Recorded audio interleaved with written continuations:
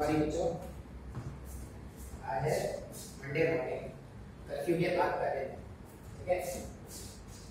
तो जो भोले बाबा को मानते हैं उनको भी जय बोलेगा और जो नहीं मानते उनको भी जय बोलेगा, ठीक है।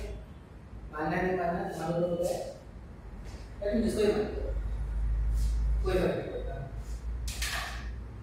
बस एक सुपर पावर होनी चाहिए जिसको मानना बहुत जरूरी है, मतलब जरूरी है। तो स्टार्ट करते हैं। इससे पहले वाले लेक्चर में, अच्छा मैंने ना एक क्वेश्चन तुमको सैटरडे को अपलोड किया था। आपको जो सैटरडे को मैंने अपलोड किया था वो एक अच्छा क्वेश्चन है। अच्छा क्वेश्चन क्यों है? क्योंकि तुम अगर उसको देखोगे तो सर्कुलर मोशन या वर्टिकल सर्कुलर मोशन खुद ही एक अच्छा टॉपिक होता है, क्योंकि उसमें एप्लीकेशन किसका एप्लीकेशन है वर्टिकल सर्कुलर मोशन में। वर्टिकल सर्कुलर मोशन जो था वो एप्लीकेशन था वर्क पर एनर्जी और सर्कुलर मोशन का, तो खुद में वो एक अच्छा क्वेश्चन होता है। अब उसमें हमने क्या किया था, एक और फोर्स ऐड कर दिया था, इलेक्ट्रोस्टैटिक फोर्स। तो हमारे पास फॉर्मूला जो आया था वो क्या आया था, root over of 5 into r g effective. G effective calculate करने का सबसे आसान, देखो तुम अगर फॉर्मूला याद रख सकते हो, डेरिवेशन नहीं याद रखते हो तब भी मेंस के लिए तो चलेगा, इतना कोई प्रॉब्लम नहीं होगा। जी इफेक्टिव कैसे कैलकुलेट करना है? जी इफेक्टिव कैलकुलेट करने के लिए आप क्या करना, टेंशन को बैलेंस करने वाला जो फोर्स होगा इक्विलिब्रियम कंडीशन पे, उसमें मास को डिवाइड कर दोगे तो आपको क्या मिल जाएगा, जी इफेक्टिव का वैल्यू मिल जाएगा, ठीक है। आज क्या करना है,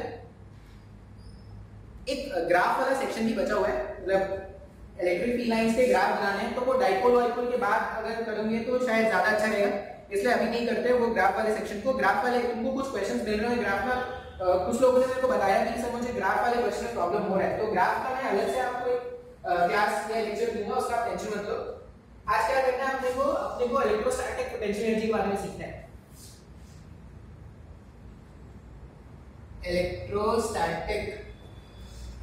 इलेक्ट्रोस्टैटिक पोटेंशियल एनर्जी।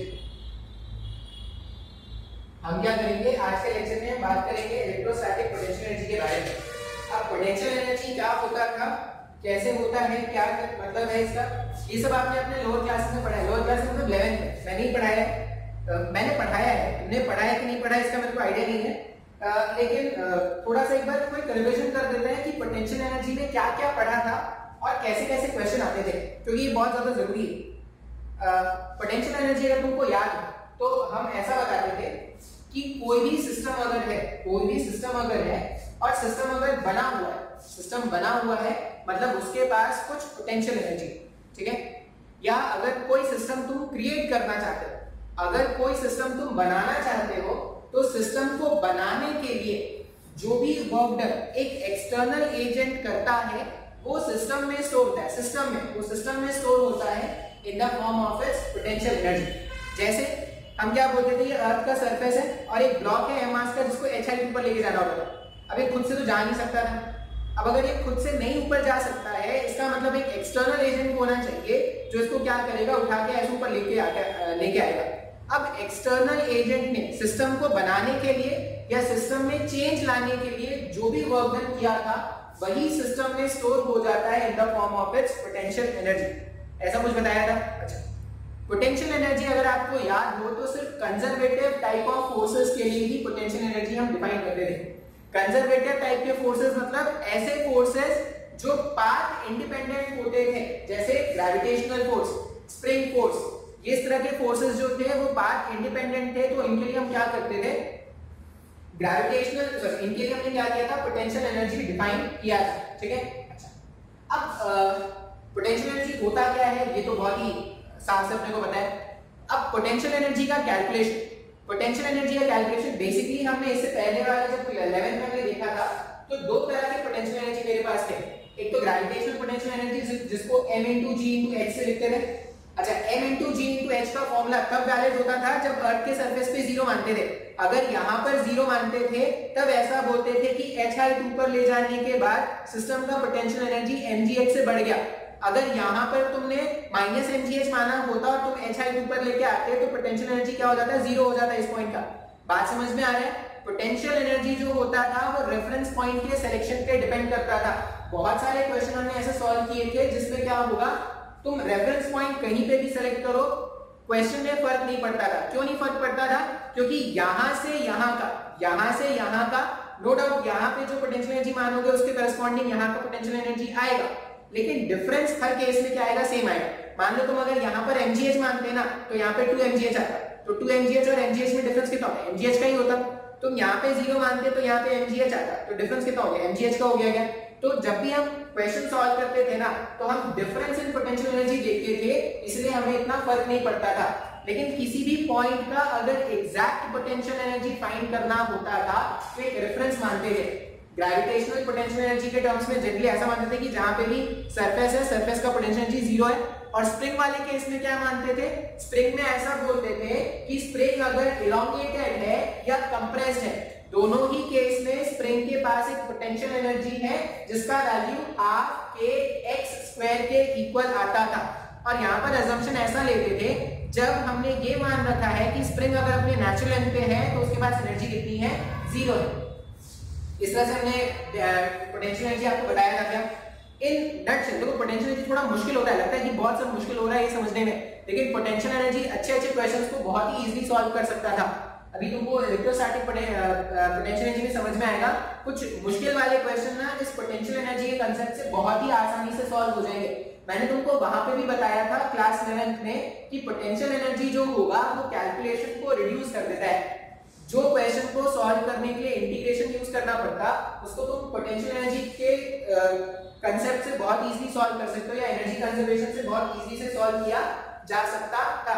अच्छा, फिर और क्या पढ़ा था हमने वर्क एनर्जी वाले चैप्टर में, नेट वर्क डन जो होता है उसको चेंज इन काइनेटिक एनर्जी बोलते थे, ऐसा बोलते थे ना। अगर सिर्फ कंजर्वेटिव फोर्सेस के वर्क डन होते हैं, ये अपने को याद है क्या, work done by conservative forces, conservative forces के वर्क डन जो होते थे वो माइनस ऑफ du लिखते थे। यहाँ पे u stands for potential energy. ये सारे रिलेशंस याद रखने हैं, अगर आज नहीं भी याद है तो आज के बाद नहीं भूलना है तुमको। Work done by conservative forces क्या होता है, माइनस ऑफ du होता है।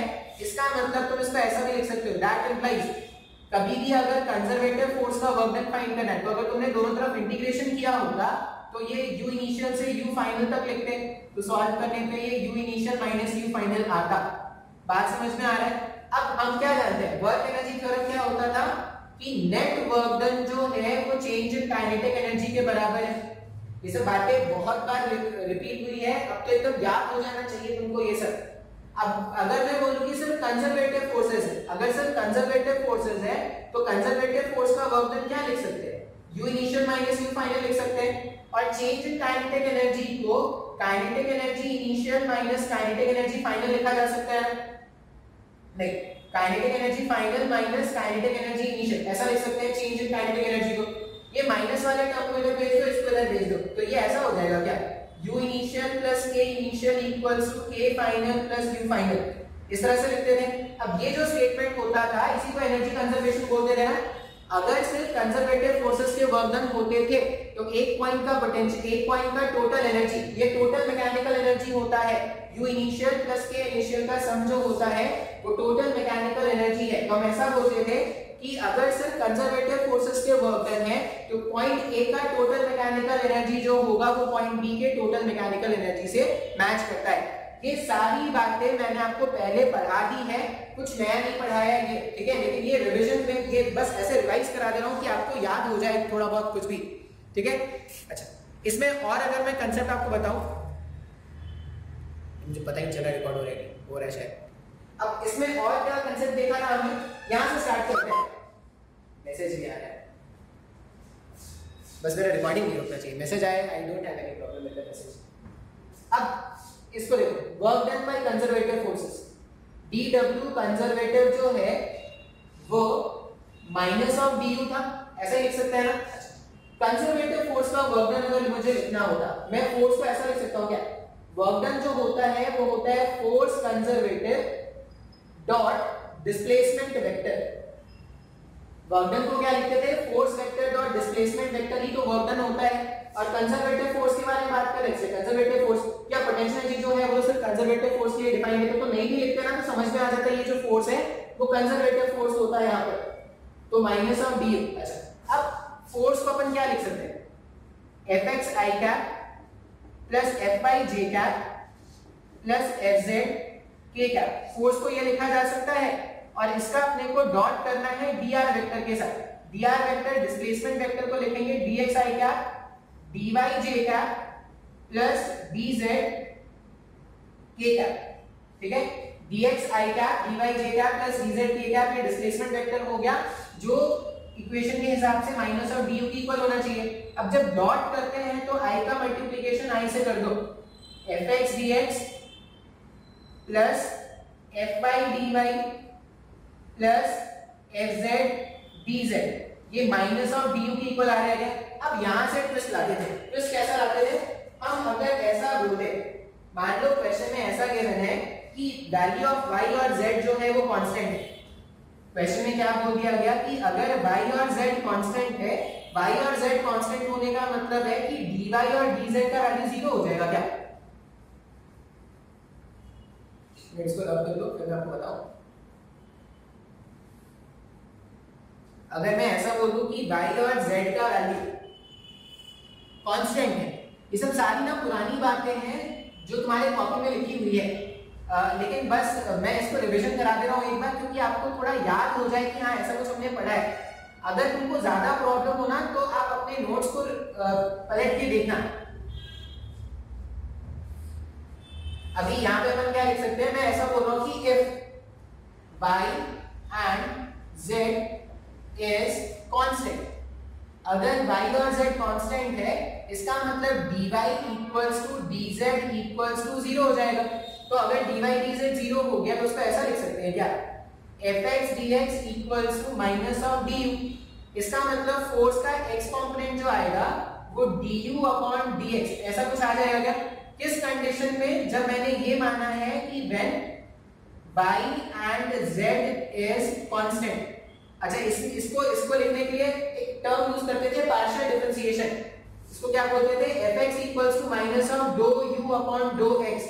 ये डो का मतलब क्या हो जाता है कि x को वेरिएबल मानना है, बाकी सबको कांस्टेंट मानना है। तो पोटेंशियल एनर्जी का कभी भी अगर एक्सप्रेशन गिवन है तो x के रिस्पेक्ट में उसको डिफरेंशिएट कर दोगे keeping y and z constant, तो तुमको फोर्स का वैल्यू मिल जाएगा क्या, फोर्स का x कंपोनेंट। उसी तरह अगर तुमको फोर्स का y कंपोनेंट चाहिए, फोर्स का y कंपोनेंट चाहिए तो x और z को कांस्टेंट मानेंगे, मतलब पोटेंशियल एनर्जी को अगर y के रिस्पेक्ट में पार्शियली डिफरेंशिएट कर दोगे तो फोर्स का y कंपोनेंट मिलेगा, और अगर पोटेंशियल एनर्जी को z के टर्म्स में पार्शियली डिफरेंशिएट कर दोगे तो आपको क्या मिल जाएगा, फोर्स का z कंपोनेंट। इस तरह से हम क्या करते थे कि कभी भी अगर पोटेंशियल एनर्जी का एक्सप्रेशन गिवन है तो हम फोर्स कैलकुलेट करते थे। जैसे अगर एक सिंपल सा क्वेश्चन में बोलूं, मान लो मेरे पास पोटेंशियल एनर्जी का एक्सप्रेशन दे रखा है और मुझे फोर्स का वैल्यू कैलकुलेट करना है।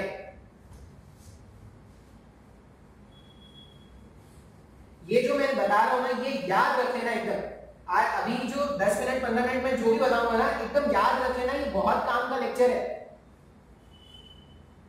मतलब ये याद होगा ना तब तुम क्या कर पाओगे, आगे प्रॉब्लम सॉल्व कर पाओगे। मान लो क्वेश्चन ऐसा गिवन है, क्वेश्चन गिवन है u equals to x cube plus y square plus z। मान लो ऐसा गिवन है u equals to x cube plus y square plus z, और ये पूछा गया है फाइंड द फोर्स,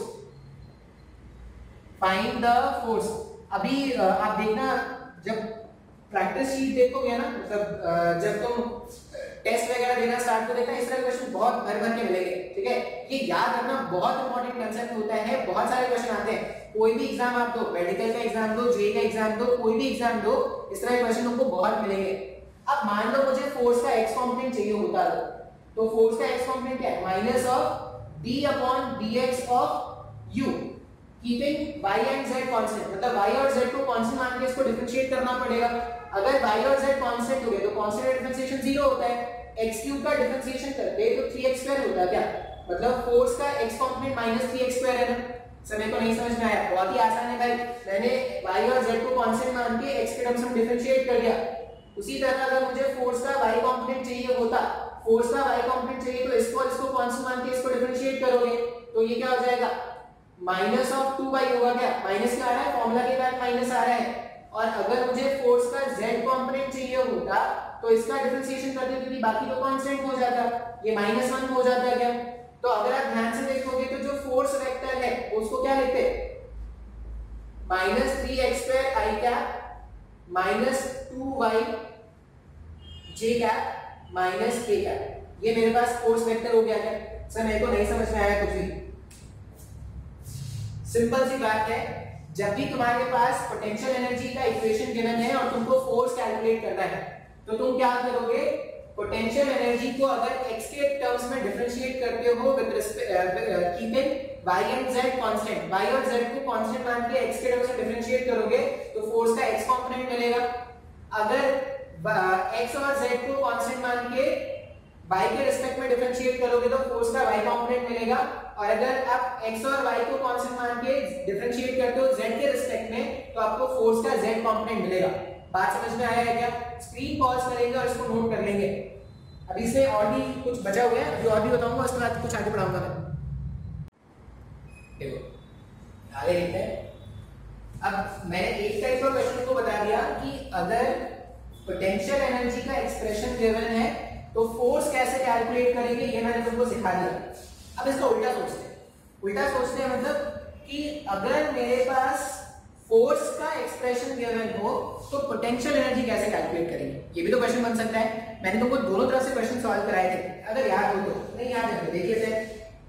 लेकिन मैं बोल रहा हूँ कि चलो आज से पहले तक अगर नहीं भी याद था ना तो आज के बाद से तो याद रहना चाहिए, क्योंकि ये जो कंसेप्ट जो अभी बता रहा हूँ ना वो इलेक्ट्रिक फील्ड और एक टर्म आएगा आगे जाके पोटेंशियल, उन दोनों में जब रिलेशन बताऊंगा ना तब भी ये कंसेप्ट दोबारा से रिपीट होगा। तो उस समय मैं दोबारा नहीं बताऊंगा तुमको। तो आज तक तुमको नहीं आता था, चलो इट्स ओके, या तुम भूल गए थे, वेरी नाइस, कोई प्रॉब्लम नहीं है। आज के बाद नहीं भूलना है, याद रखना है कि अगर जब तक है जान, जब तक है जान, जब तक है जान, ये कंसेप्ट याद रखना है, नहीं जान। आगे देखते हैं। हाँ मान लो मैं ऐसा बोलूं, क्वेश्चन नहीं, पहले तो कंसेप्ट देख लेते हैं। हम क्या जानते हैं कि work done by conservative force जो है वो माइनस ऑफ du के बराबर है, ठीक है। इसको क्या लिख सकते हैं, work done equals to minus of integration du, इसका लिमिट u इनिशियल से u फाइनल पुट करेंगे और वर्क डन को क्या लिखते हैं, वर्क डन को लिख देते हैं force vector dot dr vector. Work done के प्लेस में लिख दो फोर्स वेक्टर डॉट dr। यहाँ पे जो फोर्स आ रहा है वो सिर्फ कौन सा फोर्स है, कंजर्वेटिव नेचर का फोर्सेस के अलावा और कोई फोर्स नहीं है। तो f vector dot dr vector को जब इसको सिंपलीफाई करोगे तो ये u initial minus u final हो जाएगा क्या, हाँ या ना। अब मान लो इस तरह का एक्सप्रेशन अपने को सिंपलीफाई करना है। मैं ऐसा बोल रहा हूं कि मान लो जो फोर्स है, फोर्स क्वेश्चन में क्या बोला मैंने कि फोर्स का एक्सप्रेशन दे रखा है। अब देखो इसमें क्वेश्चन सॉल्व कर लेते हैं। मान लो क्वेश्चन ऐसा है कि एक पॉइंट है 1,2 में बताया गया कि पोटेंशियल कितना है, मान लो 10 वोल्ट्स का 10 जूल्स का यहाँ पर पोटेंशियल एनर्जी ऐसा बताया गया है कि एक पॉइंट है 1,2 जिसमें पोटेंशियल एनर्जी कितना है 10 जूल्स का है। और हमें क्या करना है, एक दूसरा पॉइंट है 2,3, एक दूसरा पॉइंट है 2,3 जहां पर पोटेंशियल एनर्जी मुझे क्या करना है, फाइंड करना है, मतलब u फाइनल का वैल्यू मुझे फाइंड करना है। और ऐसा बोला गया है कि एक्सप्रेशन फॉर फोर्सेस, क्वेश्चन में ये गिवन है कि फोर्स जो वेक्टर है वो कितना है, x² i cap plus y² j cap, x² i cap plus y²। देखो ये जो फोर्स है कंजर्वेटिव नेचर का फोर्स है। Work done requirement, work done calculation में तुमको बात का जरूरत नहीं पड़ेगा, x² dx y² dy दोनों का इंटीग्रेशन हो सकता है। अब अगर तुमको कंजर्वेटिव नेचर का फोर्स पहचानना नहीं आता तो मेरी गलती नहीं है, मैंने बहुत बार बताया है तुमको। एग्जाम में क्वेश्चन आता है फोर्स आइडेंटिफाई करने के लिए कंजर्वेटिव है या नहीं। अगर वर्क डन करने के लिए कैलकुलेशन में कोई प्रॉब्लम नहीं हो, मतलब इंटीग्रेशन बहुत ही आसानी से हो जाए तो समझ जाना कि कंजर्वेटिव है। अगर तुमको लग रहा है कि इंटीग्रेशन करने के लिए पाथ जानना पड़ेगा, मतलब y as a function of x जानना पड़ेगा, मतलब वहां पे जो फोर्स होगा वो नॉन कंजर्वेटिव होगा। अभी यहाँ पे x² y² ये कंजर्वेटिव फोर्स है। अब इस तरह का क्वेश्चन गिवन है और मुझसे ये पूछा गया है कि ये जो पॉइंट था 2,3, इस पॉइंट पर पोटेंशियल एनर्जी का वैल्यू बताओ। ठीक है भाई, पूछा है तो कैलकुलेट करते हैं। हम क्या जानते हैं, integration of force vector, force vector को क्या लिखेंगे, x² i cap plus y² j cap, x² i cap plus y² j cap, ये फोर्स वेक्टर हो गया। और dr वेक्टर मतलब डिस्प्लेसमेंट वेक्टर। डिस्प्लेसमेंट वेक्टर को क्या लिखते हैं, dx i cap plus dy j cap. देखो यहाँ पे जब तुम dr वेक्टर लिखोगे तो एक dz का भी टर्म आ सकता है, change in x coordinate, change in y coordinate plus change in z coordinate. लेकिन सिंस फोर्स में कोई z कंपोनेंट था नहीं तो डॉट प्रोडक्ट तो क्या होता है, i का डॉट i के साथ, j का डॉट j के साथ, k का डॉट k के साथ। इसमें लिखने का कोई फायदा नहीं होता। देखो अगर ये छोटी छोटी कंफ्यूजन तुमको रह जाती है तो तुम पूछ सकते हो, ठीक है, अगर पढ़ रहे हो तो। नहीं, कुछ लोग पढ़ते हैं भाई, ऐसा तो नहीं बोलूंगा कि सब नहीं पढ़ते, कुछ लोग हैं जो पढ़ते हैं, मतलब कुछ लोगों को उम्मीद है कि हम बच जाएंगे। बाकी लोग तो ये सोच के बैठे हैं ना कि कोरोना आएगा और पूरी दुनिया को तबाह करके ले जाएगा। अगर कोरोना आ गया है लेकिन वो इंतजार है कि कब मेरी बारी आएगी, कब मुझे कोरोना होगा। कोरोना होगा, मुक्ति मिल जाएगी, निकल लेंगे यहाँ से, पढ़ाई करने का कोई फायदा नहीं है। तो कुछ लोग इस उम्मीद में बैठे हैं। अब बैठे हैं तो क्या कर सकते हैं, कुछ नहीं कर सकते। एक्सप्रेशन में ये f dot dr u initial minus u final लिखेंगे क्या। इनिशियली पोटेंशियल एनर्जी कितना बताया इन्होंने, 10 बताया है, और u फाइनल अपने को क्या करना है, कैलकुलेट करना है। इसको अब सिंपलीफाई कर लेंगे ना तो आंसर आ जाएगा। अब देखो कैसे सिंपलीफाई करते हैं। मैं थोड़ा जगह खाली करता हूँ, ये क्वेश्चन को मैं रब कर रहा हूँ, आप स्क्रीन पॉज करके लिख लेना, ठीक है। इसको खाली कर देता है, खाली खाली खाली खाली लाते, खाली खाली भी तो कहेंगे, खाली खाली बहुत ही खाली है। खाली क्या तुमने खाली, ये इसमें अगर तुम इसको सिंपलीफाई करोगे तो ये इंटीग्रेशन के अंदर का टर्म ऐसा दिखना स्टार्ट हो जाएगा क्या, x square dx plus y square dy equals to 10 minus u final. अच्छा लिमिट्स देखो, x क्या हो रहा था, पहला कोऑर्डिनेट 1,2 था, पहला कोऑर्डिनेट 1,2 था और दूसरा कोऑर्डिनेट क्या था 2,3 था क्या। तो x में चेंज कितना आ रहा है, x 1 से 2 हो गया, तो x का लिमिट रख देना 1 से 2। y में क्या चेंज आ रहा है, y का लिमिट रख देना 2 से 3। अब इसको सिंपलीफाई करो, x स्क्वायर dx का इंटीग्रेशन जब करोगे तो क्या हो जाएगा, x क्यूब बाई 3 हो जाएगा। लिमिट्स क्या करना है, 1 से 2 रखना है, प्लस y स्क्वायर ये हो जाएगा y क्यूब बाई 3, और इसमें लिमिट्स क्या रख देना 2 से 3 तक, और ये हो जाएगा 10 माइनस u फाइनल। इसको सिंपलीफाई करो, अपर लिमिट पुट करोगे तो 8 by 3 minus 1 by 3, upper limit put करोगे तो 27 by 3 minus 8 by 3 equals to 10 minus u final. LCM 3 ले लो, सॉल्व करो, 8 माइनस 1 7 और ये माइनस 8, 7 और माइनस 8 माइनस 1, फिर 26 बाई 3 आ रहा है क्या, 10 माइनस u फाइनल 26 बाई 3। तो u फाइनल को क्या लिख देंगे, 10 माइनस 26 डिवाइडेड बाई 3, ऐसा लिख सकते हैं। तो 30 20, ये आंसर कितना हो जाएगा 4 डिवाइडेड बाई 3। सर मेरे को तो कुछ भी नहीं समझ में आया, सर आपने क्या बोल दिया, इससे ज्यादा कुछ तो मैं पहले था सर, जब मेरे को कुछ नहीं आता था। फालतू का आपका लेक्चर देख लिया, टेंशन हो गया मेरे को कि इतना कुछ मेरे को नहीं आता है। ना लेक्चर देख रहा था ना मेरे को टेंशन था किसी बात का कि मेरे को कुछ नहीं आता। एकदम स्टार्टिंग से देखो, ये सब चीजें तुमको पहले के पहले पढ़ाई थी और वहां मैंने 2 से 3 लेक्चर दिया था इसे पढ़ाने के लिए, ठीक है। आज पूरा कुछ मैंने खत्म कर दिया है 15-20 मिनट में। क्या क्या बता दिया, पोटेंशियल एनर्जी क्या है, तो सिस्टम को बनाने के लिए एक्सटर्नल एजेंट जो भी वर्क डन करता है वो सिस्टम में। अच्छा तुमको ऐसा लगता है कि मैं अगर बहुत स्पीड बोलता हूँ तो तुम यूट्यूब में पेस कम कर सकते हो, पेस बढ़ा सकते हो, तुम्हारी मर्जी। सिस्टम को बनाने के लिए एक्सटर्नल एजेंट जो भी वर्क डन करता है वो सिस्टम में स्टोर हो जाता है in the form of its potential energy. पहला स्टेटमेंट जो याद रखना है। दूसरा बात याद क्या रखेंगे, पोटेंशियल एनर्जी सिर्फ कंजर्वेटिव टाइप ऑफ फोर्सेस के लिए डिफाइंड है। नॉन कंजर्वेटिव फोर्सेस में पोटेंशियल एनर्जी का कोई सिग्निफिकेंस नहीं होता, ठीक है। पोटेंशियल एनर्जी का जो चेंज है या माइनस ऑफ पोटेंशियल एनर्जी का चेंज, माइनस ऑफ डी जो है वो work done by conservative force के बराबर होता है, ठीक है। वहां से 2 तरह के क्वेश्चन बनेंगे।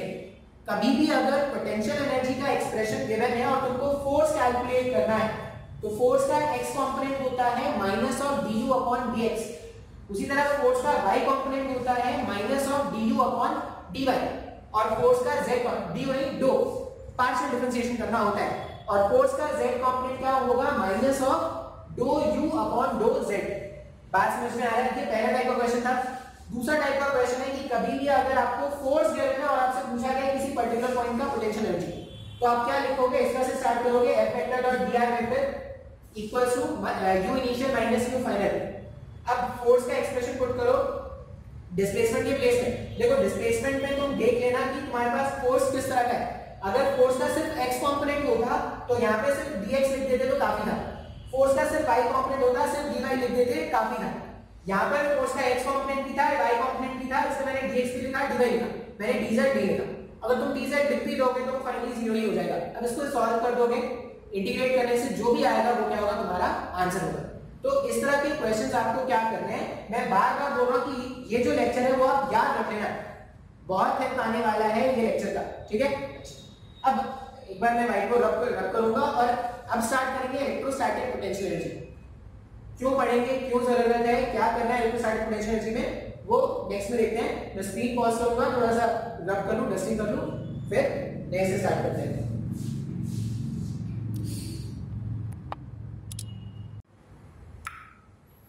ठीक है, तो जितना रिवीजन मैंने कराना था मैंने करा दिया। अब स्टार्ट करते हैं इलेक्ट्रोस्टैटिक पोटेंशियल एनर्जी। तो एक डेरिवेशन से स्टार्ट करते हैं। इलेक्ट्रोस्टैटिक पोटेंशियल एनर्जी, मैंने क्या बताया कि कोई भी सिस्टम को बनाने के लिए एक्सटर्नल एजेंट जो भी वर्क डन करता है वही सिस्टम में स्टोर हो जाता है in the form of its potential energy. यही तो मैंने तुमको बताया। मतलब मुझे एक सिस्टम को बनाना है, सिस्टम को बनाने के लिए जो भी वर्क डन लगेगा वही सिस्टम में स्टोर हो जाएगा in the form of its potential energy. देखते हैं, मान लो मेरे पास एक सिस्टम ऑफ चार्ज ऐसा गिवन था Q1 Q2, अभी मान लेते हैं दोनों पॉजिटिव चार्जेस हैं, ठीक है। Q1 Q2 और इन दोनों के बीच का जो सेपरेशन था वो कितना था, स्मॉल r1 का। ये डेरिवेशन कॉलेज के एग्जाम में भी आएगा, how to calculate potential energy between two point charges. तो इस तरह से डेरिवेशन को करना पड़ेगा। ऐसा बोला गया है कि दो पॉइंट चार्जेस हैं Q1 और Q2, इनके बीच का सेपरेशन कुछ तो इनिशियली कितना है, r1, ठीक है।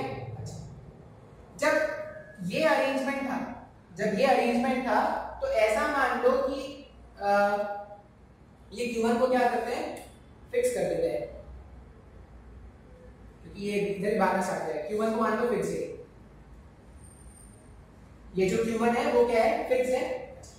अभी ऐसा मान लो कि ये Q1 है और ये Q2 है। इस इंस्टेंट पे इसका कुछ ना कुछ पोटेंशियल एनर्जी होगा।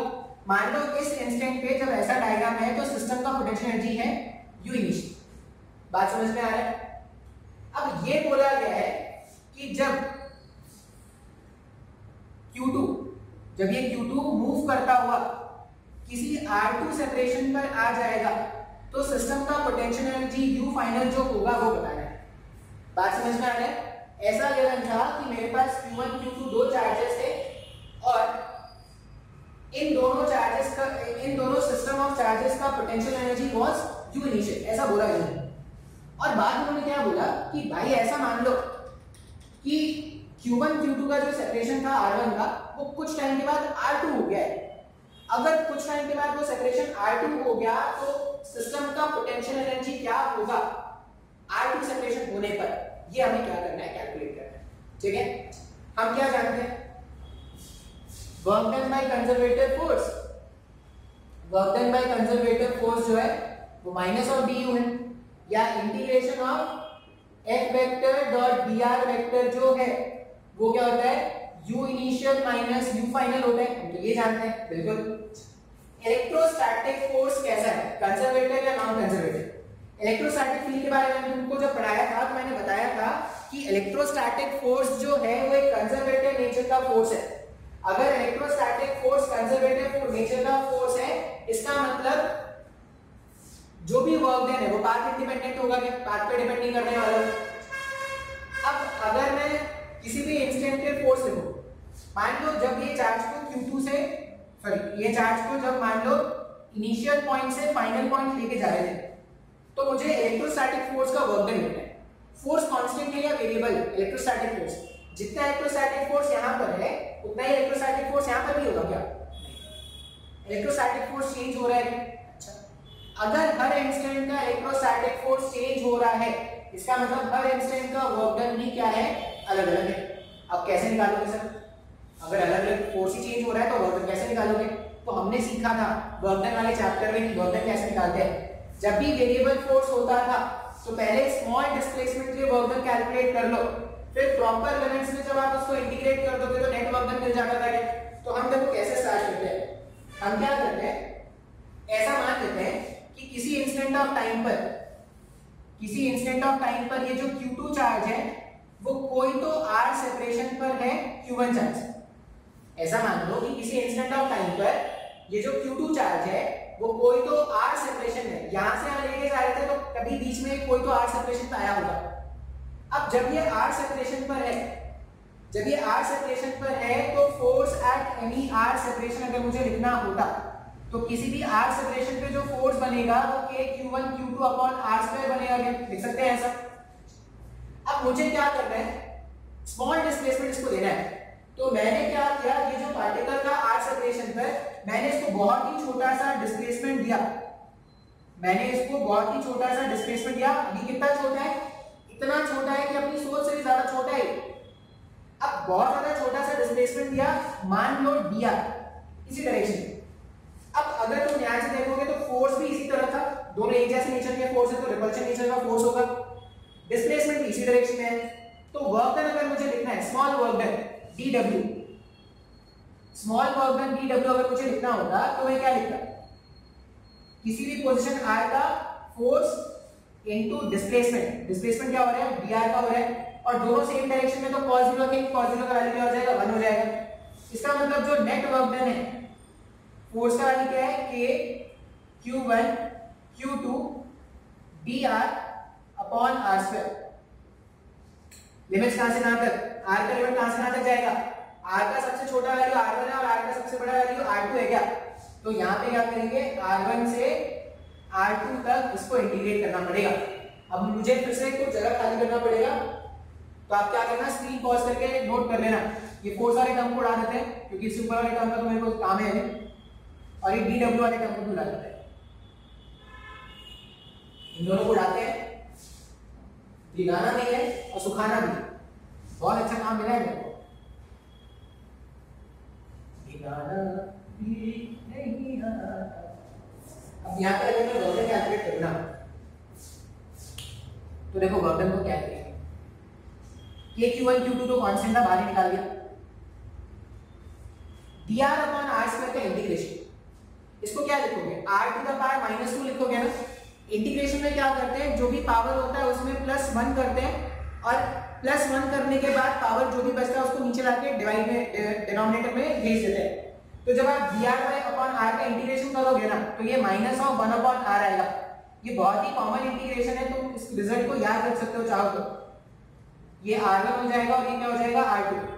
तो वर्क डन जो आने वाला है वो क्या हो जाएगा, -Q1 Q2 upper limit minus lower limit, ऐसा लिख सकते हैं।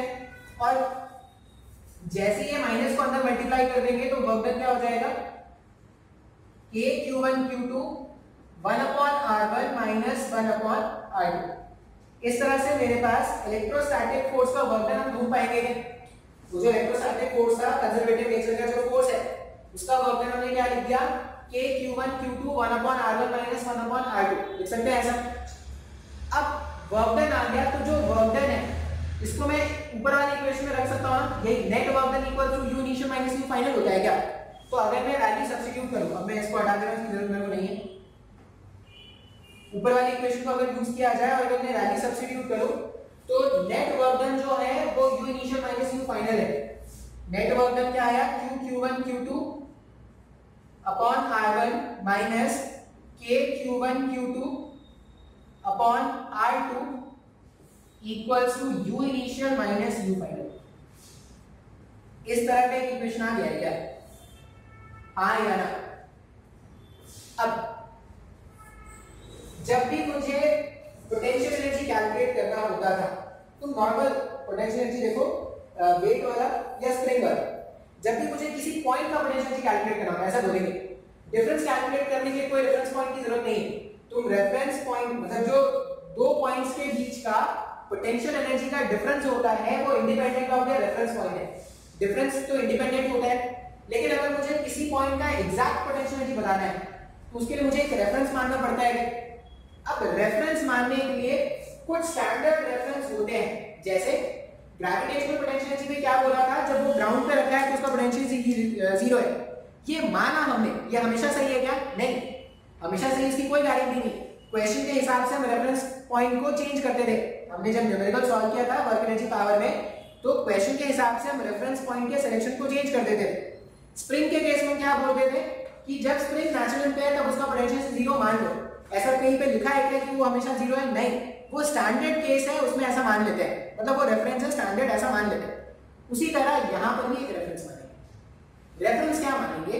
ऐसा रेफरेंस बोलेंगे जब दो चार्जेस के बीच का सेपरेशन इनफिनाइट है, ठीक है? ये स्टैंडर्ड होगा, लेकिन ये हमेशा सही होगा इसकी कोई गारंटी नहीं है।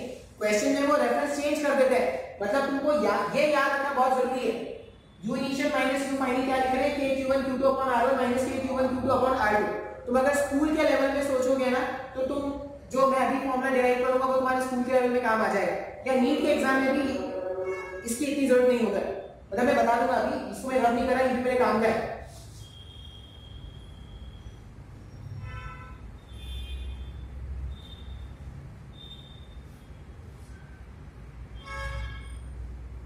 स्कूल के एग्जाम के लिए क्या याद रखना है, कौन से एग्जाम के लिए क्या याद रखना है, ये सब मैं बता दूंगा। अच्छा, जो भी मैं बोलता हूँ कि याद रखना है, किस लेवल के एग्जाम के याद रखना है, तो वो वहां पे नोट में लिख लिया करना, मेंशन कर लिया करना कि कहां के याद रखना है, ठीक है? अच्छा, ये आ गया हमारे पास।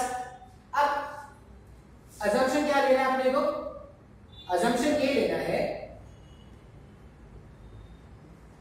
when 2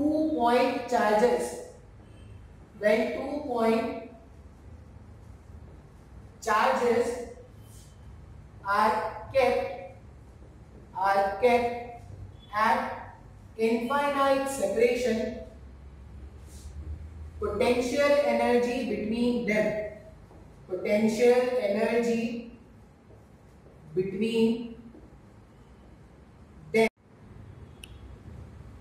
दोबारा से स्टार्ट करते हैं, वो स्क्रीन पॉज हो गई ना। याद क्या रखना है अपने को? अजम्पशन क्यों याद रखना है? क्योंकि पोटेंशियल एनर्जी कभी भी किसी पॉइंट पर कैलकुलेट करना है तो एक अपने को अजम्पशन याद रखना था। स्प्रिंग पोटेंशियल एनर्जी में अलग था, ग्रेविटेशनल पोटेंशियल एनर्जी में तुमको बताया था रेफरेंस लाइन कहां पे लेना होता है, कैसे लेना होता है। अब यहां पे याद क्या रखना है कि जब भी when 2 point charges are kept at infinite separation, दो पॉइंट चार्जेस हैं और उनके बीच का सेपरेशन इनफिनाइट है, अगर बहुत ज्यादा है, अगर दो पॉइंट चार्जेस हैं और उनके बीच का सेपरेशन इनफिनाइट है, तो पोटेंशियल एनर्जी बिटवीन देम अपने को क्या रखना है? जीरो। बात समझ में आ रहा है क्या? ये याद रखना है अपने को कि दो पॉइंट चार्जेस, जैसे असम्पशंस वहां पे लेते थे स्प्रिंग में, ग्रेविटेशनल पोटेंशियल एनर्जी लेते थे, वैसे ही इलेक्ट्रोस्टैटिक पोटेंशियल एनर्जी में भी लेना है। क्या लेना है? जब दो पॉइंट चार्जेस को इनफिनाइट सेपरेशन पे रखा है तो उनके बीच का पोटेंशियल एनर्जी क्या लेना है? जीरो लेना है। बात समझ में आ रहा है? अब ये जो एक्सप्रेशन है, इसमें मैंने बोला कि अगर R2 is tending to infinity, मतलब मैं चार्ज को Q2 को 405 से उठा के R को R सेपरेशन से उठा के को इंफिनिटी पे रखने वाला होता, अगर R2 is tending to infinity, तो वो जो एक्सप्रेशन है इसमें क्या होता? k q1 q2 upon r1 रह जाता, minus k q1 q2 upon infinity, anything divided by infinity क्या होता? जीरो होता है। तो ये टर्म जीरो हो जाएगा, equals to u initial minus u final. Assumption के हिसाब से ये वाला टर्म भी जीरो जाएगा क्या? तो जब आप ध्यान से देखोगे तो u इनिशियल का वैल्यू कितना आया? k q1 q2 upon r1 आया। अब ये इक्वेशन आपको याद रखना है अपने स्कूल लेवल के एग्जाम के या कॉलेज लेवल के एग्जाम में। आप याद क्या रखोगे कि अगर दो पॉइंट चार्जेस का सिस्टम है, ये डायग्राम, अगर दो पॉइंट चार्जेस का सिस्टम है और दोनों के बीच का सेपरेशन कोई स्मॉल r का है, तो सिस्टम का potential energy is given by the formula k q1 q2 upon r1। बात समझ में आ रहा है क्या? ये फार्मूला स्कूल के एग्जाम पे याद रखना है। जब भी दो पॉइंट चार्जेस हैं, कोई r सेपरेशन पे रखे हुए हैं, तो सिस्टम का potential energy is k q1 q2 upon small r। अच्छा, अब और इसमें क्या याद रखोगे? इसमें और आपको ये याद रखना है कि बैक ऑफ द माइंड आप हमेशा ये याद रखना कि ये वाला जो इक्वेशन है k q1 q2 upon r1, ये तभी सही है जब मैंने u फाइनल पे पोटेंशियल क्या कर लिया है? जीरो मान लिया। u फाइनल मतलब u इंफिनिटी मैंने पोटेंशियल क्या कर लिया है? जीरो मान लिया। मान लो ऐसा बोलते हैं, मान लो क्वेश्चन में कभी-कभी असम्पशन दे देते हैं, वो क्वेश्चन में असम्पशन ये दे रहे हैं कि जो पोटेंशियल एनर्जी है वो u फाइनल सेपरेशन के इंफिनिटी नहीं होगी, कुछ है उसका वैल्यू। जस्ट ये आंसर है।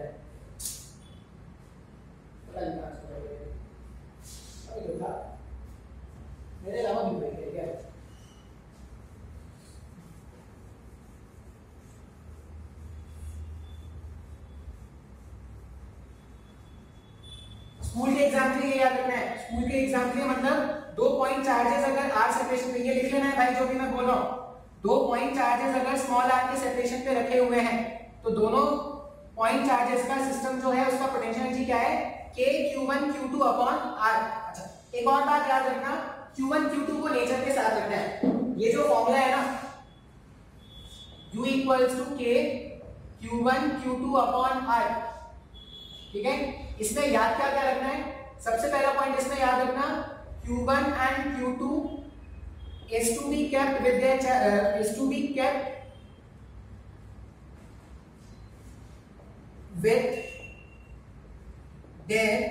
nature। Q1 and Q2 is to be kept with their nature, ये पहला पॉइंट आप याद रखना। दूसरा पॉइंट आप जो यहाँ पर याद रखोगे, दूसरा पॉइंट आप क्या याद रखोगे, दूसरा पॉइंट आप ये याद रखना कि this formula is valid, this formula is true only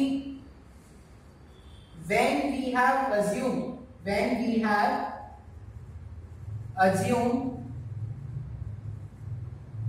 potential energy at infinite separation is 0। School के लेवल के लिए, कॉलेज के लेवल के लिए या नीट के एग्जाम के लिए अगर बोलूं ना तो ये डेफिनेशन मतलब ये फॉर्मूला काफी है। नीट मतलब छोटा एग्जाम है, छोटा नहीं बोलूंगा, मतलब थोड़ा फिजिक्स उसमें थोड़ा आसान होता है नीट के एग्जाम में, क्योंकि उनको बाकी के सब्जेक्ट भी पढ़ने होते हैं।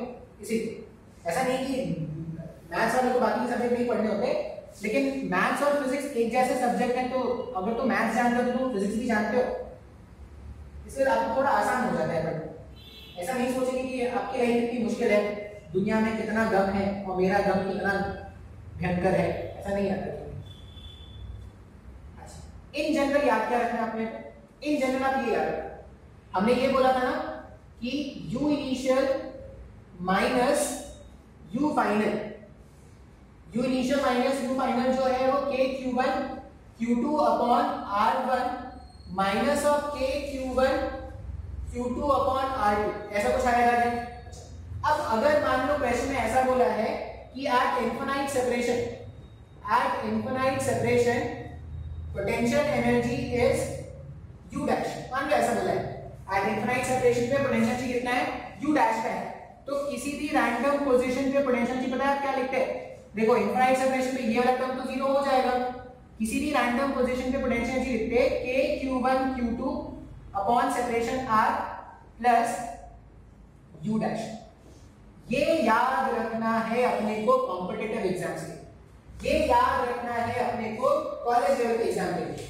कॉलेज लेवल के एग्जाम में वो ऐसा मान लेते हैं कि हम भाई ये अप्रोक्सीमेशन हमेशा मान के चल रहे हैं कि 2 पॉइंट चार्जेस अगर इनफिनाइट सेपरेशन पे हैं तो उनका पोटेंशियल एनर्जी क्या है, 0 है। अच्छे लेवल के एग्जाम में आपको इस तरह से याद करना पड़ेगा। बात समझ में आया क्या। तो ये हमारे पास कंसेप्ट है पोटेंशियल एनर्जी का। कुछ बातें जो बहुत जरूरी है, देखो ये कंफ्यूजिंग है। क्यों कंफ्यूजिंग है, एक तो सारे फॉर्मूलाज तुमको एक जैसे लगेंगे, सारे फॉर्मूलाज एक जैसे लगेंगे, कहीं पे कुछ चेंज है कहीं पे कुछ चेंज है। जैसे मैंने क्या क्या फॉर्मूला पढ़ा है, सबसे पहला formula electrostatic force, 2 point charges के बीच का इलेक्ट्रोस्टैटिक फोर्स था K(Q1 Q2 अपॉन R²।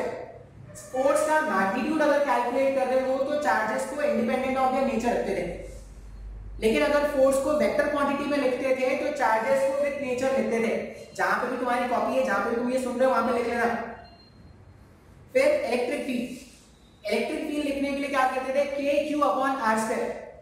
अगर तुमने इलेक्ट्रिक फील्ड का सिर्फ मैग्नीट्यूड कैलकुलेट करना है तो तुम चार्जेस को नेचर के साथ नहीं रखते, लेकिन जब तुम वेक्टर फॉर्मेट में लिख रहे हो इलेक्ट्रिक फील्ड तो चार्जेस को नेचर के साथ रखना है। बात समझ में आ रहा है। अब आज एक नया टर्म सीख रहे हैं, electrostatic potential energy. 2 point charges के बीच का पोटेंशियल एनर्जी का फॉर्मूला है K(Q1 Q2 upon small r। यहां पर Q1 Q2 पोटेंशियल एनर्जी है, मतलब ये एक स्केलर क्वांटिटी है। स्केलर क्वांटिटी है तो यहाँ पे Q1 Q2 को क्या करते हैं, इनके नेचर्स के साथ रखते हैं। बात समझ में आ रहा है क्या। जब तुमने इलेक्ट्रिक फील्ड या इलेक्ट्रिक फोर्स का मैग्नीट्यूड कैलकुलेट किया था, वेक्टर क्वांटिटी थे वो, जब इलेक्ट्रिक फील्ड और इलेक्ट्रिक फोर्स का मैग्नीट्यूड कैलकुलेट करते थे तो चार्जेस को नेचर के इंडिपेंडेंट रखते थे। लेकिन जब भी तुम कोई स्केलर क्वांटिटी कैलकुलेट करोगे ना तो चार्जेस को उसके नेचर के साथ रखना है। लेकिन वेक्टर फॉर्म, जब आप वेक्टर फॉर्म लिखते थे ना इलेक्ट्रोस्टैटिक फील्ड या इलेक्ट्रोस्टैटिक फोर्स का, तो तुम चार्जेस को उसके नेचर के साथ रखते थे। ये बात याद रख लेना, नहीं तो बहुत कंफ्यूजन होता है। बात समझ में आ रहा है क्या? अब मैंने तुमको दो फॉर्मूलाज बता दिए हैं, अब क्या करना है आपने को, ये जो फॉर्मूलाज हमने सीखे हैं इसका कुछ क्वेश्चन सॉल्व करेंगे, ठीक है। अब कैसे क्वेश्चन होंगे, क्या क्वेश्चन होंगे, एक एक करके देखते हैं।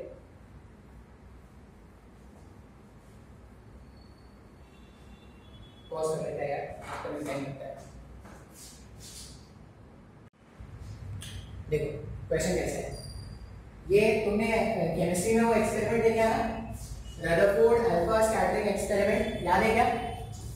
अब रदरफोर्ड अल्फा स्कैटरिंग एक्सपेरिमेंट अगर तुमको याद हो तो गोल्ड न्यूक्लियस वो भी पॉजिटिव है और अल्फा पार्टिकल्स वो भी पॉजिटिव चार्जेस है ना।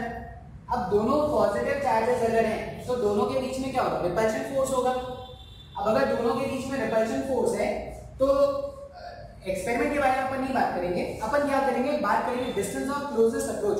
पता नहीं शायद आपने केमिस्ट्री पढ़ा या नहीं, लेकिन ऐसा कुछ कंसेप्ट होता है। क्या कंसेप्ट है बोले, मेरे पास एक क्यू चार्ज है, ठीक है, स्मॉल क्यू, और एक कैपिटल। ये कैपिटल क्यू चार्ज जो है वो अभी क्या है, फिक्स है, वो कहीं भाग नहीं सकता। कैपिटल क्यू चार्ज क्या था, फिक्स था, वो कहीं भाग नहीं सकता, मैंने उसको पकड़ के रखा है।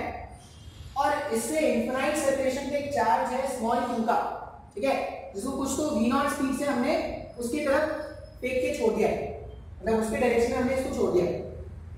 अब अगर तुम ऐसे रेस्ट कर रख देते तो ये तो उधर भागता है, तो इस डायरेक्शन में भेजने के लिए मुझे क्या करना पड़ेगा, उसको कुछ इनिशियल स्पीड देना पड़ेगा, तब जाके भागेगा।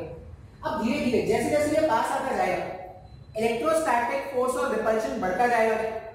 अगर इलेक्ट्रोस्टैटिक फोर्स ऑफ रिपल्शन बढ़ रहा है, इलेक्ट्रोस्टैटिक फोर्स ऑफ रिपल्शन अगर बढ़ रहा है तो धीरे धीरे ये रिटार्डेशन एक्सपीरियंस करेगा, रिटार्डेशन एक्सपीरियंस करेगा मतलब इसकी खुद की स्पीड कम होती जाएगी। क्या एक ऐसा पॉइंट आएगा जब इसका स्पीड क्या हो जाएगा, जीरो हो जाएगा।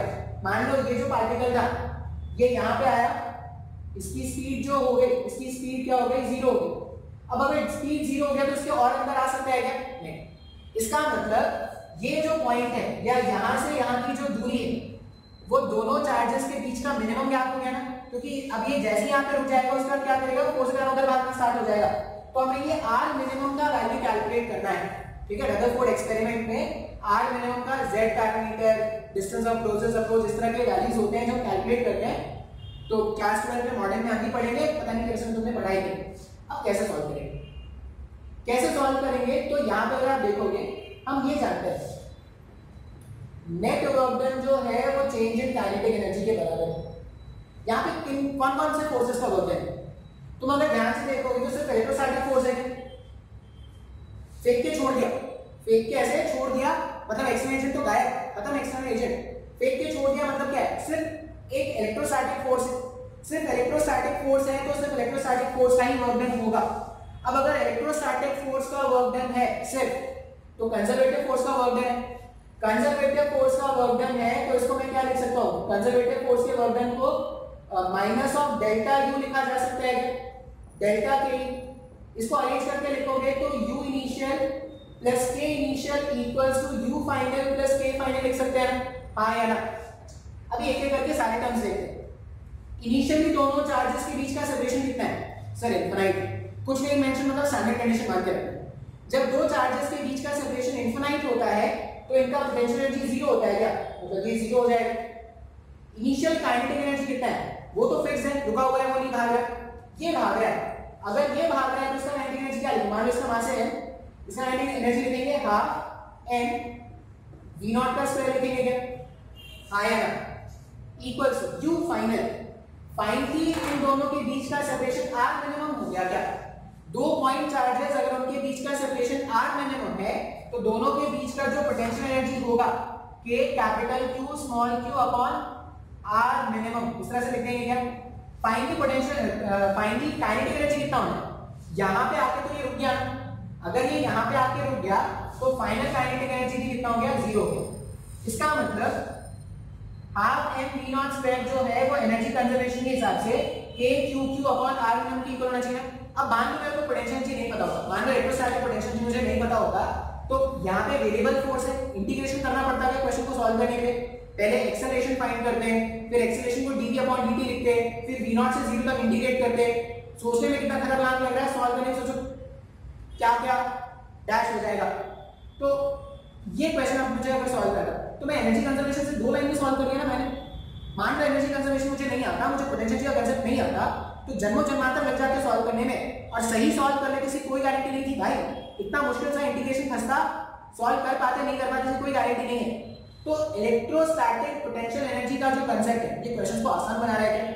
अब तुम पूछोगे सर क्यों सीख रहे हैं, तो इस तरह के क्वेश्चंस को अगर आसान बनाना है तो पोटेंशियल एनर्जी जानना पड़ेगा। जब मैंने पोटेंशियल एनर्जी तुमको क्लास 11 में समझाया था तब भी मैंने ऐसा कुछ बताया था, आज भी तुमको ऐसा बता रहा हूं। अब यहाँ पे अगर आप आर मिनिमम लिखोगे ना तो आर मिनिमम हो जाएगा 2 times of k q small q upon m v not का स्क्वायर। ये हमारा आंसर है, ठीक है। क्वेश्चन में स्क्रीन पॉज करूंगा, इसी जैसे एक और क्वेश्चन होता है वो भी करा देता हूं, वो लास्ट क्वेश्चन होगा आज के दिन का, लेकिन वो करा देता हूं। देखो लास्ट क्वेश्चन, अब फिर से क्वेश्चन में ये पूरा इलेक्ट्रोस्टैटिक वन जो पढ़ाऊंगा ना, पूरा इलेक्ट्रोस्टैटिक मैं बना दूंगा। इलेक्ट्रोस्टैटिक टू जो होगा वो शायद इतना मैकेनिक्स इन्वॉल्व नहीं कराता, लेकिन इलेक्ट्रोस्टैटिक वन जो है मतलब अभी जो चल रहा है ना पूरा पूरा ना मैकेनिक्स का खेल है। जो तुमने कभी 11th में सीखा, 11th में सीखा था वही क्या कर रहे हैं, यूटिलाइज कर रहे हैं। अब देखो कैसा क्वेश्चन है, सेम डायग्राम और कुछ सेम है, बस इस बार ना ये जो Q चार्ज है, कैपिटल Q चार्ज है वो फिक्स नहीं, वो भी फ्री है भागने की, मतलब वो भी भागेगा, ठीक है। इसको भी आजादी है भागने की, इसको भी आजादी है भागने की, जिसको जहां मर्जी करेगा वहां भागना चाहिए। अब देखते हैं क्वेश्चन में फिर से क्या पूछा गया है, find the distance of closest approach. अब पहले वाले क्वेश्चन से ये कैसे अलग है वो देखते हैं। पहले वाले क्वेश्चन में ये Q फिक्स था, ये Q फिक्स था तो सिर्फ ये भाग पाता था क्या, ठीक है। अब क्या होगा, ये जैसे ही अंदर आना स्टार्ट करेगा इसमें रिपल्शन फोर्स इस तरफ आएगा, इसमें रिपल्शन फोर्स इस तरफ आएगा क्या, इस वाले चार्ज में रिपल्शन इस तरफ, इस वाले चार्ज में रिपल्शन इस तरफ। स्मॉल q वाले चार्ज में जो रिपल्शन है वो इसमें रिटार्डेशन क्रिएट कर रहा है, और कैपिटल Q वाले में जो फोर्स होगा वो इसमें इस डायरेक्शन में एक्सेलरेशन प्रोड्यूस करेगा क्या। ये रेस्ट में था इनिशियली, इस पास v नॉट स्पीड है, स्मॉल q रिटार्डेशन एक्सपीरियंस करना स्टार्ट कर रहा है और कैपिटल Q जो है वो एक्सेलरेशन एक्सपीरियंस कर रहा है। सिंस दोनों चार्जेस पे जो फोर्स लगते हैं वो इक्वल ऑपोजिट होते हैं, इसका मतलब जितना फोर्स इस पे लग रहा होगा उतना ही फोर्स इस पे लग रहा है, दोनों का मास सेम मान लेते हैं। ये m1 m2 भी ले सकते हैं, इसका मास मान लो m, इसका मास ही मान लो m। अभी दोनों पे लगने वाला फोर्स अगर एक जैसा है, दोनों पे लगने वाला फोर्स एक जैसा है, दोनों का मासेस भी एक जैसा है, तो दोनों पे जो एक में एक्सेलरेशन और एक में रिटार्डेशन का रेट जो होगा वो भी सेम होगा क्या। तो ये जितना रिटार्डेशन एक्सपीरियंस करेगा वो उतना एक्सेलरेशन एक्सपीरियंस करेगा। अब इसकी टेंडेंसी थी, इसका स्पीड कम होता जा रहा है, इसका स्पीड बढ़ता जा रहा है। अब ध्यान से सोचो, एकदम ध्यान से, ये कैसे मैंने तुमको स्प्रिंग ब्लॉक सिस्टम में पढ़ाया था, मैक्सिमम कंप्रेशन मिनिमम कंप्रेशन। मान लो ये वाला जो ब्लॉक है ये 10 मीटर पर सेकंड से इधर अप्रोच कर रहा है मान लो, और ये रेस्ट में, तो स्प्रिंग क्या हो रहा होगा, कंप्रेस हो रहा होगा, हाँ यार। अब ये अगर फ्री है मूव करने को, स्प्रिंग जैसे ही कंप्रेस होगा इसमें फोर्स इधर लगना स्टार्ट होगा क्या, मतलब इसका स्पीड 10 से कम होना स्टार्ट हो जाएगा और इसका स्पीड 0 से बढ़ना स्टार्ट हो जाएगा। अच्छा अभी भी इसका स्पीड 10 से कम हो रहा है, इसका स्पीड 10 से कम हो रहा है, लेकिन है तो इससे ज्यादा ना। ये मान लो हो गया 1, ये हो गया 9। अभी भी क्या होगा, इसके रिस्पेक्ट में तो ये अंदर ही आएगा ना। सर नहीं आया समझ में, स्टार्टिंग में सोचो, ये 0 ये 10, स्प्रिंग की ब्लॉक की टेंडेंसी अंदर आने की, इसके रिस्पेक्ट में अंदर आ रहा है, मतलब स्प्रिंग कंप्रेस हो रहा था क्या, इसका स्पीड बढ़ के 1 हो गया, इसका स्पीड घट के 9 हो गया। अब अगर इसका स्पीड बढ़ के 1 हुआ और इसका स्पीड 9, अभी भी इसके रिस्पेक्ट में ये अंदर ही आ रहा है क्या, तो अभी भी स्प्रिंग कंप्रेस हो रहा होता था ना। अब कब तक कंप्रेशन होगा, जब तक दोनों पार्टिकल्स का वेलोसिटी एक जैसा नहीं हो जाता था स्प्रिंग ब्लॉक सिस्टम में, तब तक कंप्रेशन होता था। अगर तुमको याद हो तो कंसेप्ट, शायद मेडिकल वाले स्टूडेंट्स में मैंने बस ऐसा बता दिया था, जेई वाले में तो प्रॉपर्ली मैंने इसको न्यूमेरिकल के फॉर्म में सॉल्व कराया है। अभी इस वाले क्वेश्चन में भी वही कंसेप्ट है, इसका स्पीड धीरे धीरे कम होता जाएगा, इसका स्पीड धीरे धीरे बढ़ता जाएगा। अब आर मिनिमम कब आएगा, मतलब दोनों के बीच का सेपरेशन कम से कम कब हो जाएगा, जब दोनों पार्टिकल्स का वेलोसिटी एक जैसा हो जाएगा, तब दोनों के बीच का सेपरेशन जो है वो मिनिमम होगा। तो आपको याद क्या रखना है, नोट आप याद रखना है यहाँ पर, when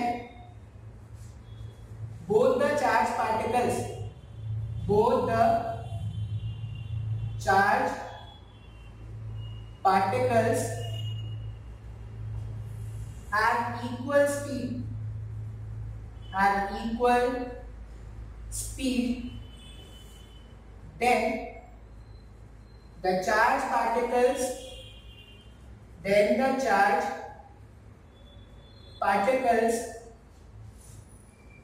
are at minimum separation.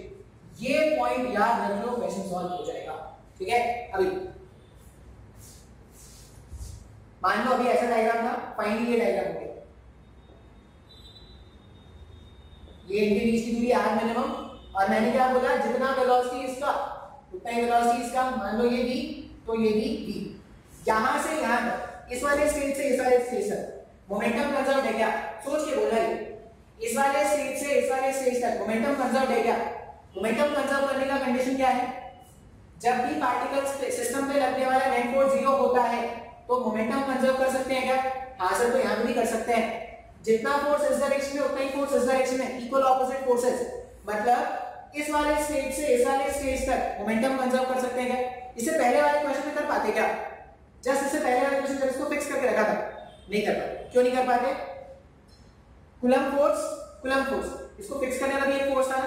Coulomb forces cancel out हो रहे थे, इसको जो फिक्स करने वाला फोर्स है उसको कौन बैलेंस करता है? उसको बैलेंस करने वाला कोई था क्या? नहीं। तो इससे पहले वाले प्रॉब्लम में हमने मोमेंटम कंजर्वेशन नहीं किया था, हमने इससे पहले वाले क्वेश्चन को एनर्जी कंजर्वेशन से किया है। इस वाले क्वेश्चन में मोमेंटम कंजर्व क्यों कर पा रहे हैं, ये बात समझ में आ रहा है क्या? ये छोटी छोटी बातें ना तुमको फिजिक्स सिखा देगी भाई। फिजिक्स की बड़ी बड़ी कहानियां नहीं होती फिजिक्स, ठीक है? हिस्ट्री और ज्योग्राफी नहीं पढ़ रही, बड़ी बड़ी कहानियां पढ़ के रख लिया, छोटे छोटे कंसेप्ट अगर तुमको याद हो गए तो तुमको फिजिक्स आ गया।